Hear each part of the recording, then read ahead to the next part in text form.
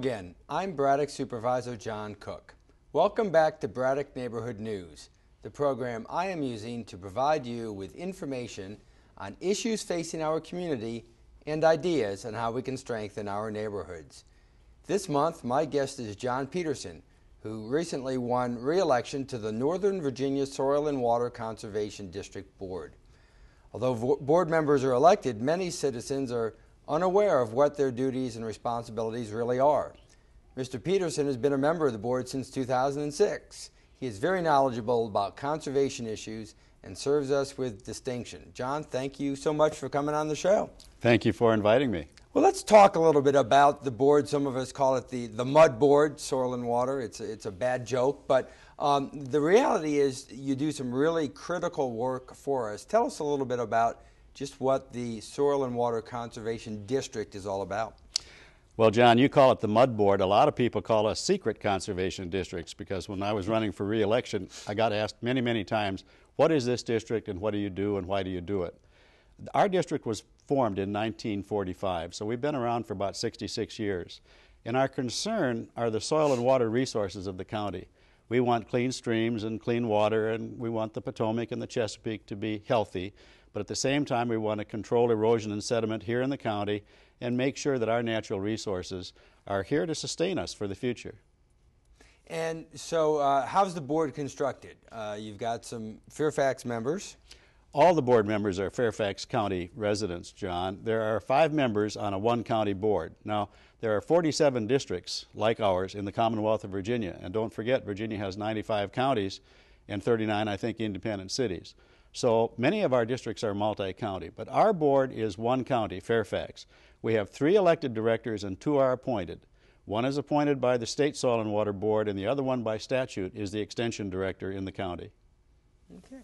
And so do you have staff? How does your operation work? We do have staff. We have 6 staff, and I'm very proud of our staff. They're extremely capable. We are a technical organization. Our stock and trade is the technical assistance that we provide the county agencies, individual citizens, businesses. So what we do is provide assistance for them to make sure they're managing their land so that they're not doing damage off-site.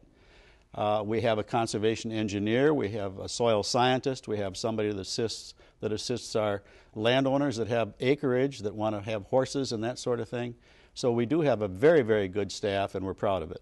And I know our board members, such as yourself, you have a lot of expertise in this area as well. Tell us a little bit about yourself. Well, I do. I'm probably not a typical board member, John, in that I spent 40 years after my military time with the Soil Conservation Service in the Department of Agriculture. When I retired, I was the deputy chief of the Soil Conservation Service. So I had a whole profession, a whole career working with conservation districts throughout the United States. When I retired from SCS back in 1994, I started helping our district as kind of a volunteer. And then I had an opportunity to be appointed when one of our directors was elected to the House of Delegates. And then, of course, I ran for election 4 years ago and ran again now. So my career has been helping districts throughout the United States for over 50 years, and so I'm very atypical, I think, in that regard. Now, our district, which is Fairfax County, would you say the challenges we have are typical of those across the state, or do we have some specific sort of Fairfax challenges? Well, we have some Fairfax challenges for sure because we're an urban area and we're still developing. We see redevelopment occurring all the time. The land and water resources in our country deserve the same kind of treatment, whether they're rural or urban. Our conservation districts in the United States really started in rural America when farmers were plowing up and down hill and the soil was washing away and filling up the streams. We ran out of land for people just to keep moving west. But the resources need the same protection here in our county, and development is still an issue. All you have to do is drive the freeway and you see that. So we're constantly called on to assist Fairfax County and other jurisdictions take a look at the erosion and sediment control measures on their developmental plans. We do a lot of work with homeowners. We do a lot of work with people that want assistance in managing their lands properly.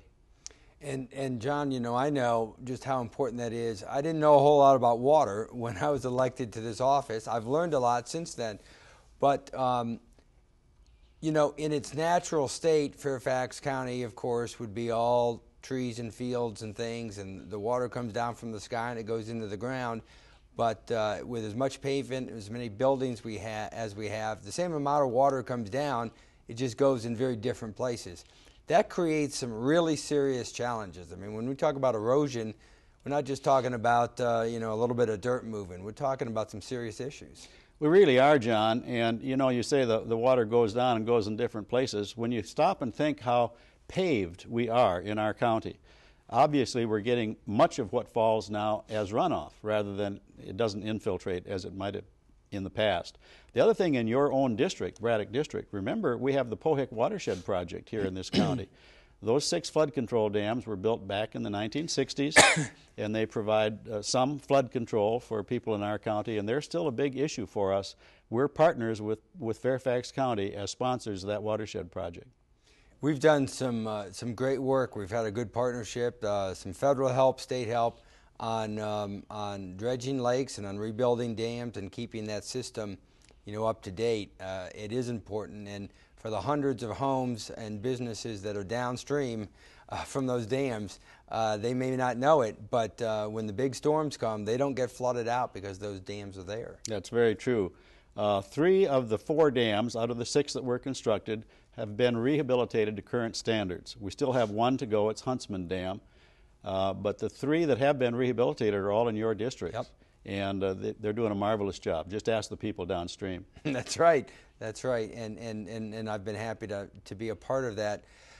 You know, when we talk about building roads, more development, what does that mean for, we talk a lot about Chesapeake Bay, but what's that mean in Fairfax County itself? What does erosion mean? What is that challenge as it pertains to our particular county? Well, it means a lot in our county and away from our county, and I'll tell you why. First of all, erosion and sediment carry a lot of things with it. An awful lot of other pollutants, all kinds of pesticides and nutrients, animal waste, that sort of thing. So the fact that erosion occurs can also have some other consequences, water quality consequences. But the other thing that you always worry about with erosion, it can go downstream and fill up all the filters on water treatment plants, sewage plants, that sort of thing. It can do an awful lot of damage. So one of the things all districts in the United States have done is tried to help land users manage their lands properly. We still want to manage them for productive purposes so humans can live. We don't want to lock them up and not use them, but at the same time we want to do it in ways we know how so that erosion can not occur in a damaging way. And we're learning more and more every day about how to do that and about things that citizens can do in our own yards and what the county can do on a larger scale. We have a lot of streams. You know, the way water works around here, a lot of small streams run all over the place, both above ground and below ground, to move water along. Absolutely. Absolutely. The water resources, both surface and subsurface, are important to all of us.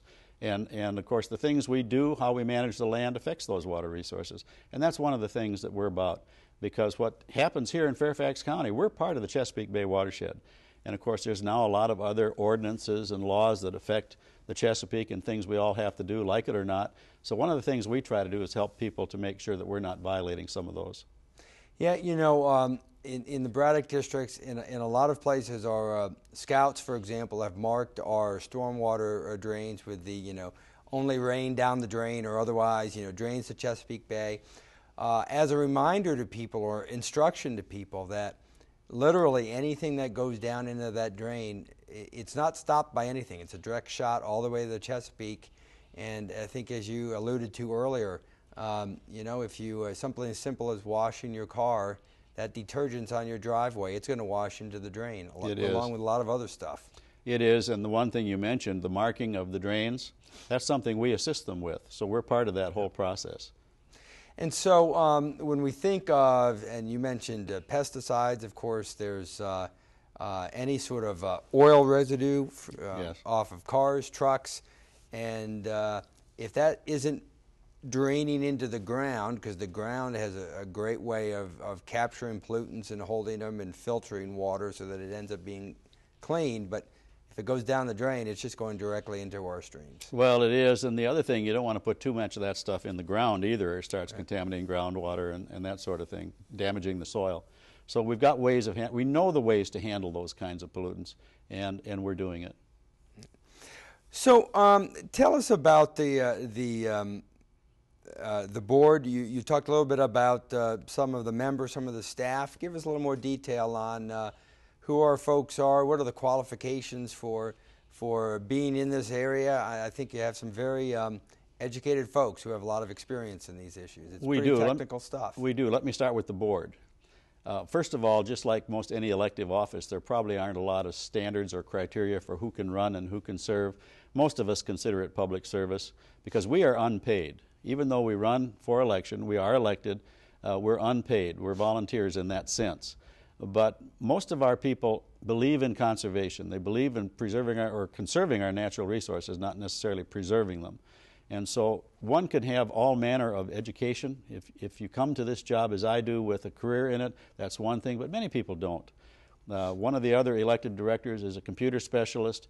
Another one has worked in the Justice Department. So we've got a whole manner of different backgrounds that we come to this with, but we all are here for the same purpose. We've got a tremendous staff. Our staff has a lot of not only education, but field experience. So we've got we've got a conservation engineer, as I mentioned before. We've got an environmental specialist. We've got probably the best soil scientist in all of Virginia, or at least in Northern Virginia. And we've got somebody that's probably one of the big experts in dealing with animals. So we've got a tremendous staff. What are some of the things that you do as a board member? And I guess I'm thinking less of kind of sitting in the meetings and more of going out and working with homeowners, businesses, communities. Well, obviously going to the board meetings is important because the board sets the direction for the entire district. So we do a lot of things as independent board members. Now there is a requirement that we attend 75% of our board meetings if you want to remain a director. Most of us do that and more. I probably do a little bit more because I'm also on the state board and the national board for conservation districts. But we have one board meeting a month. It's on the fourth Tuesday. It's at 9:30 in the morning in the Heritage Building here on this complex. The public is welcome. One of the things we do at that board is review the conservation plans that have been developed by the staff. So we're constantly appraised of who they're working with, what they're proposing, what they're suggesting, and we're dealing with them technically in that regard. We also provide any assistance we can on committees if we serve on any kind of committees for the district, whether it be a personnel committee or something else. The other thing we do is provide the fiscal oversight that the board needs. So those are the kind of things the district does. But on occasion, I also take people around on tours, showing them what we've done with the county in Fairfax County when people come in from other jurisdictions or other countries. It's kind of fun to take them around and let them see what we do. So what are some of the more specific issues that are kind of on the horizon for the next, let's say, 5 years that the board's going to be dealing with?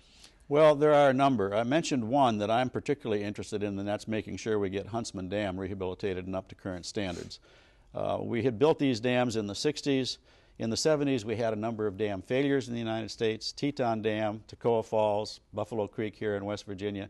And so the entire dam building and engineering community looked at their design criteria and revised the standards upward, particularly in urban areas. And that's us. We're in an urban area. So we really need to get Huntsman Dam upgraded to current standards. The other thing is we're probably always going to have the need to deal with people that have horses and other animals on small acreage. That's going to be a constant. The other thing is the Chesapeake Bay. I don't see a lot of what is going on in the Chesapeake now, particularly with EPA's TMDL rules and regulations. That's going to affect us for a long time to come.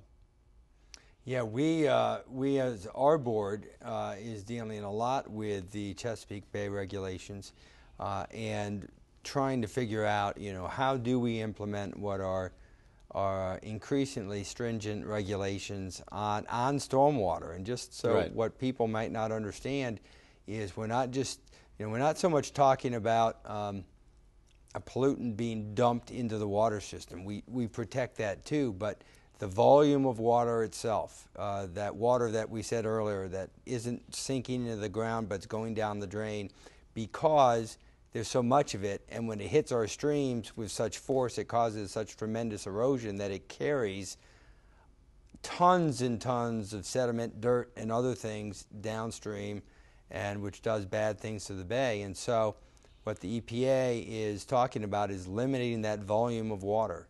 Right. That's a challenge. It's a real challenge, and the tools and techniques that we have available is also a challenge. But I think every day, as you mentioned earlier, the technological things that we have in our toolkit, if you will, are growing. So what are some of those things? Well, one of the things that we're doing in our county, probably taking a leadership role in our county and doing, by the way, I'm a fan of Fairfax County. I think our county has led the nation really in a lot of conservation activities. We're doing a lot of work with bioremediation. We're doing a lot of work with rain gardens.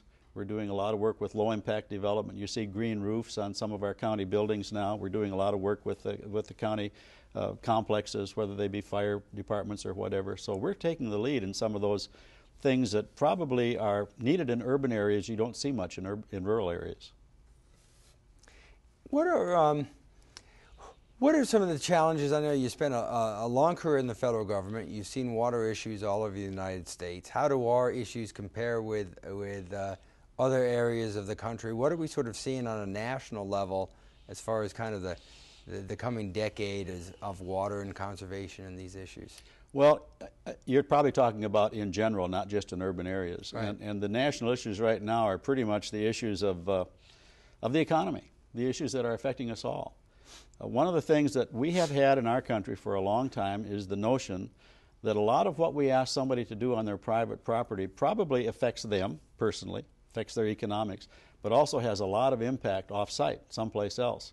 So for 50, 60 years, our country has had the idea that if they're going to ask you to do something that has public benefits off-site, we'll try to help you financially do that. Right now, one of the big issues that I'm working on here in our county is that while we have some of those programs available for cost sharing for farmers and ranchers, nothing like that for people in urban areas. So maybe we need to look at a combination of cost sharing, tax credit, something, so that if people come along and do the right things on their property in urban areas, there's some help for them to do that. Right, and that is a challenge, but you know that's a good point. And let's talk a little bit about individuals, homeowners, landowners in Fairfax. You mentioned rain gardens before. Mm-hmm. There's a lot of things that people can do on their own property, and we encourage them to do those things. Let's talk about what some of them are. We've had a number of projects in the county where we've gone out and found a homeowner who had some very serious problems, maybe with runoff from upstream, if you will, but it's affecting them. They've worked with us, and we've come out and made their property a developmental property, kind of an educational property, where we've applied some practices that have reduced that runoff, allowed it to stay out of the basement, for example, keep the sump pump from running, and then invited a lot of their neighbors in to see what they had done.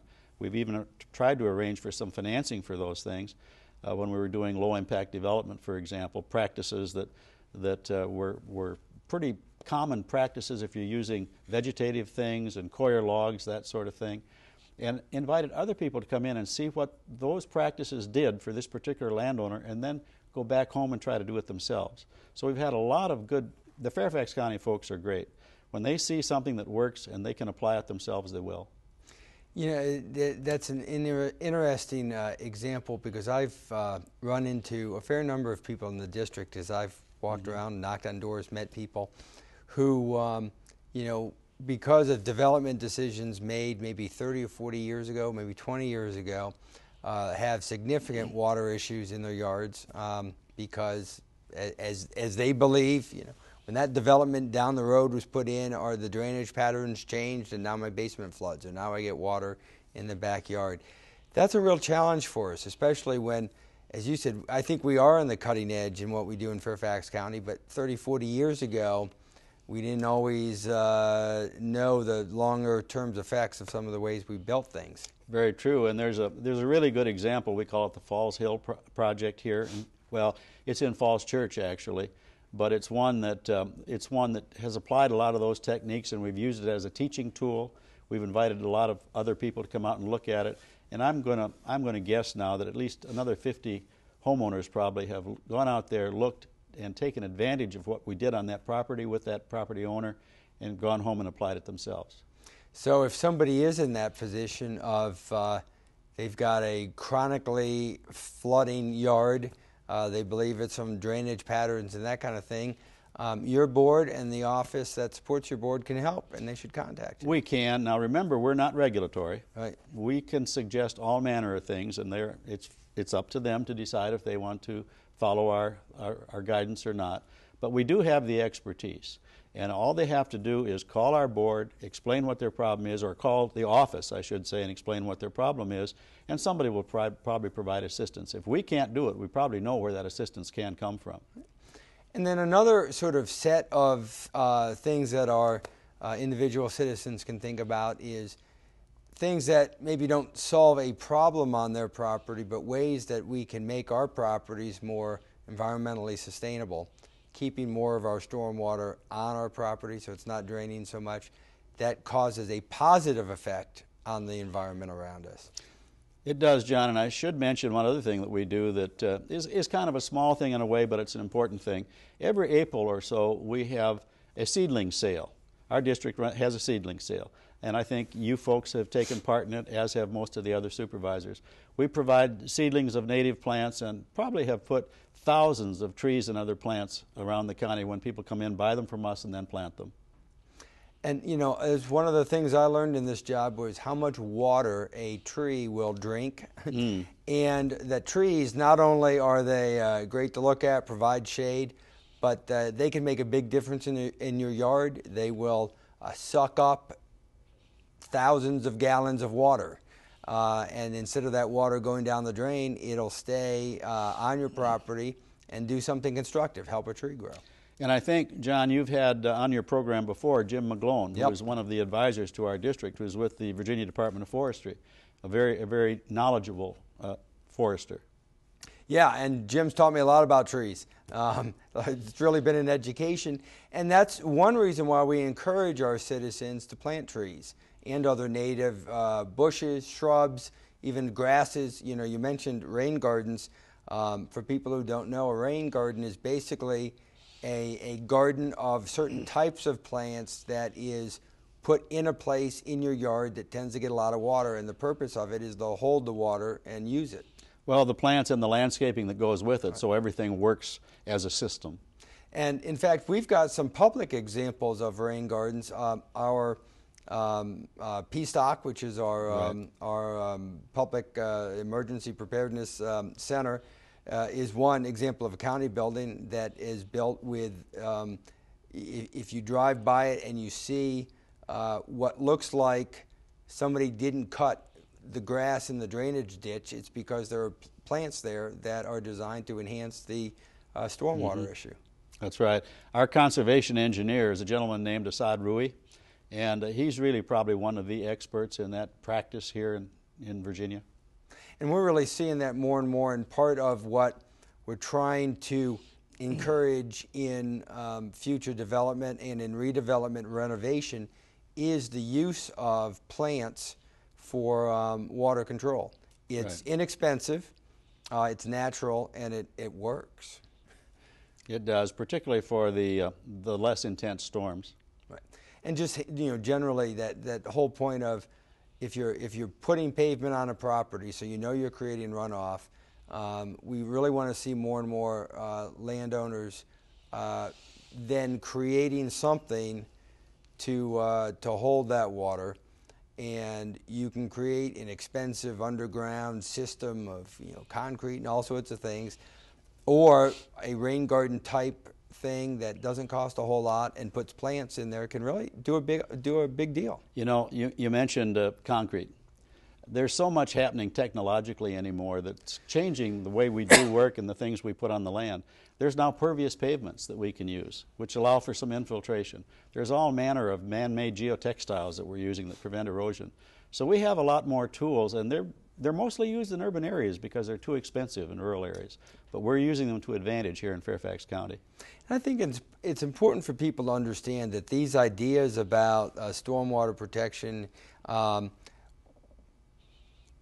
being proposed and being suggested because they can save a whole lot of money downstream, both literally and figuratively. And that is that a small amount of money at the source of water used in a rain garden or something else, or impervious or pervious pavement, can save us significant problems in the bay, significant erosion problems in our rivers and streams that would cost a lot more to fix. Very true, very true. I mentioned Asad Rui, and I probably should just quickly mention the other staff. I think you've met Diane Hoffman, who's been with us for many, many years as our district administrator, and we hope she stays a lot more years. Our soil scientist is Dan Schwartz. The gentleman that deals mostly with our horses and so on is Willie Wood.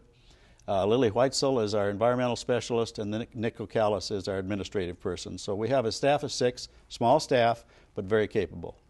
You guys are doing a great job, and we could talk a lot more, but we're running out of time. I'd like to thank John Peterson for joining us to discuss the Northern Virginia Soil and Water Conservation District and his role as an elected member of its board. As we become better aware and more proactive in meeting the needs of our local environment, it's important to recognize the instructive nature of an entity like the Soil and Water Conservation Board. Their expertise, wisdom, and guidance help Fairfax County remain a good steward of the natural resources that make this one of the best neighborhoods in the country to live, work, and play. I hope you've enjoyed this segment of Braddock Neighborhood News. Thank you for watching. Tune in next month for another edition, and please remember to look for ways to volunteer. Your community needs you.